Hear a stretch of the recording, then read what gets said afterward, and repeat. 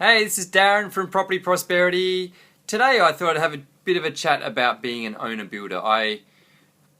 Some of you out there might not even know what an owner builder is, so basically the name's pretty clear. So an owner builder is someone that actually owns the house and they're looking at building, or owning the block of land I suppose, and they're looking at building on the block of land. Or you can do a renovation and then you're an owner builder as well. Essentially any role that a builder will be required to do and you decide to do it yourself. So because a lot of people watch renovation shows and they get all excited, or they watch the shows like Grand Designs where people go and design their house of their dreams and they decide to embark on it themselves. So a lot of the reasoning behind why someone would want to be an owner builder is because they think they're going to be able to save some money.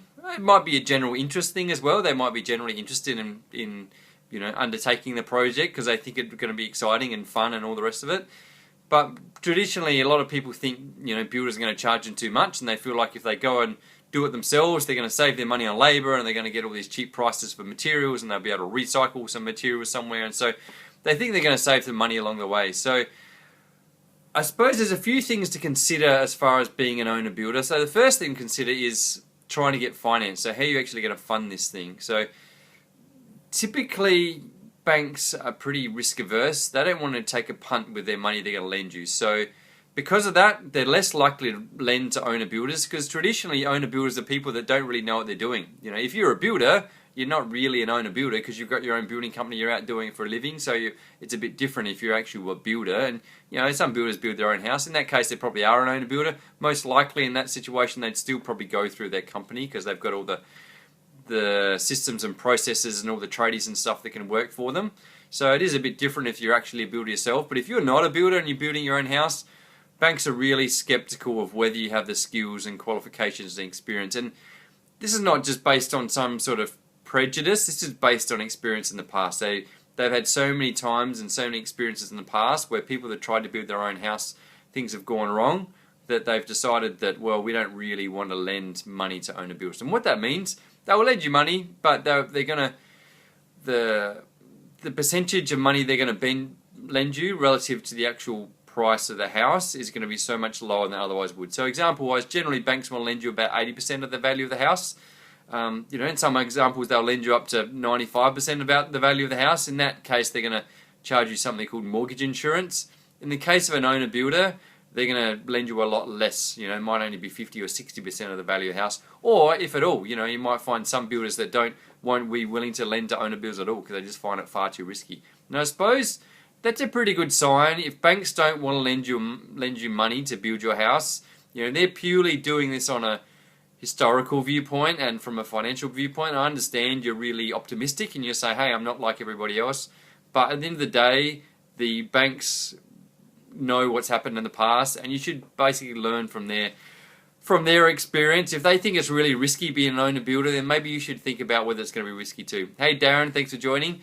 So that's the first thing. Obviously the fact that the banks aren't willing to lend you money is probably a good sign it's relatively risky being an owner builder. So the next thing is, with anything, just like building, the more you do it, the better you get at it. So basically you learn by trial and error. And so you imagine building your own house. It might be several $100,000s to build this house.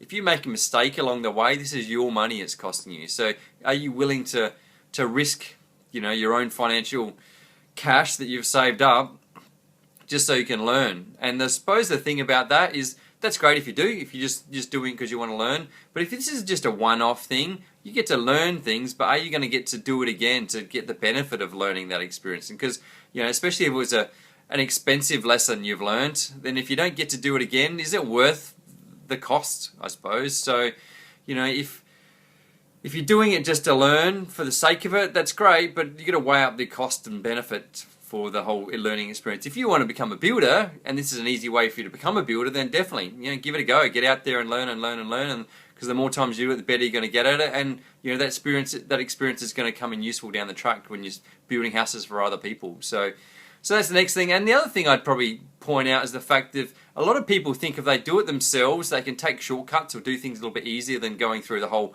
regulations and requirements and builders. The thing to understand, the law applies to an owner builder in exactly the same way as if you own a building company. So all the the legal requirements, the statutory and all the standards and all the council rules and regulation. Everything applies to you as an individual building your own house as it does to a builder building a house for somebody else. So understand their responsibilities. You got to warranty your work essentially. You've got to, and I know you're going to say, hey, well, that doesn't matter because I'm going to live in this house forever, so I'm not going to make a claim against myself if something goes wrong. Thing to understand, things change. You might be thinking I'm going to live here forever now, but who knows? Maybe you get a job on the other side of town or interstate, or maybe suddenly the house is too big for you or the house is too small for you. Things are going to change, and over time you decide to sell the property.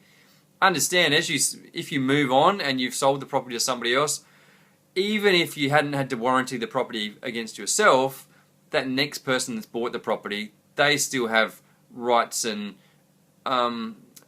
warranties that are implied against you for the work you've done. So, even if you choose not to build the whole house, but let's say, you've got a builder to build your house, but you decide to do the stormwater yourself, or you decide to do the fencing yourself, or you decide to rainwater tank, or, retaining walls or something like that. Something you think, well, I can just do that myself and save myself a little bit of money and, just let the builder do the house.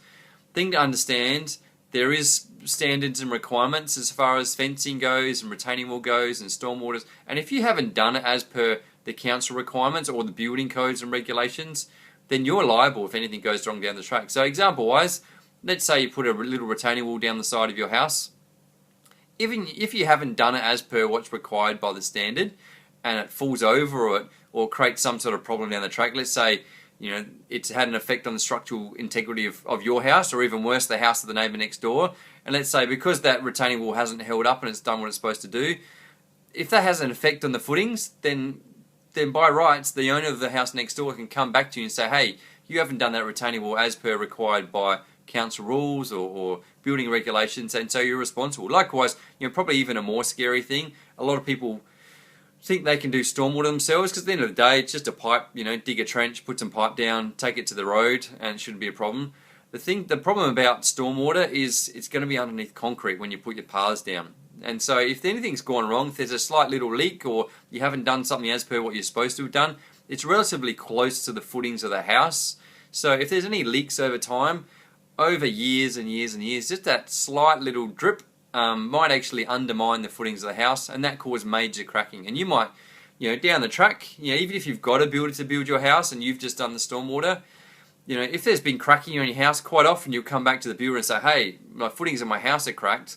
What they'll do is send around an engineer or someone to go and analyse what the problem is. More often than not, it's some sort of water-related issue. They might come back and say, hey, it was because you hadn't done the stormwater correctly, so it's your responsibility, and then it's not our responsibility as far as the footings go. So then you've got this major cracking issue with your footings of the house because of the way you've done the stormwater, because you hadn't done it as per the council requirements with the building code. So, and you can imagine then trying to fix that after that. Obviously, firstly, you have to fix up the stormwater and dig up all the concrete and stuff, but secondly, how are you going to fix up this cracking of the house? It may be that it might not be fixable, or maybe it is, but it's going to be massively expensive. So I suppose what I'm trying to warn you about is, firstly, finance is going to be really difficult as an owner-builder, and then secondly, do you really want to learn by trial and error, because it's going to be really, really expensive during the process of making it happen, and thirdly, are you willing to warranty it and have the legal liability that a builder would have? Obviously, builders have all the insurance and all the building indemnity insurance and all the different insurances to try and cover themselves in case something goes wrong down the track. If you're doing it yourself, you don't have any of those insurances to cover you. So if something goes wrong and you're not, you have done something that's not to the council requirements or legal requirements, then you're responsible. And how are you going to deal with that? Especially if you've sold the house off to somebody else and there's major cracking in the house, and then the builders say, hey, we're not liable because we didn't do the stormwater. Legally, and that person can come back to you because you did the stormwater and claim for all the damages, and that might be 20, 30, 40, 50 or even more $1,000 to repair all that damage, and it's definitely not something you're going to want. And so obviously you're trying to save yourself $1,000 or so by just doing it yourself. Down the track you've got the responsibility of potentially tens if not more of thousands of dollars that are going to come back to haunt you. So hopefully that's made you have a good think about whether it's actually worth you trying to do it yourself and whether it's worth the hassle. Again, like I said, if it's going to be fun, that's great, but really understand that fun does have responsibilities and obligations associated with it. So Hopefully you've liked what I had to say. If you haven't liked what I had to say, then still click on the like button because I really appreciate it. And if you know someone that's thinking about building a house themselves, then click on the share button because I'm sure they'll find it interesting. And yeah, maybe you just make them really think about what they're doing and whether it's the right thing for them. And if you've got a comment or if you've got something, you know someone that's built before and they've had some experiences in the past, I look forward to hearing from your comments. And yeah, look forward to touching you guys again soon. Thanks. Bye for now.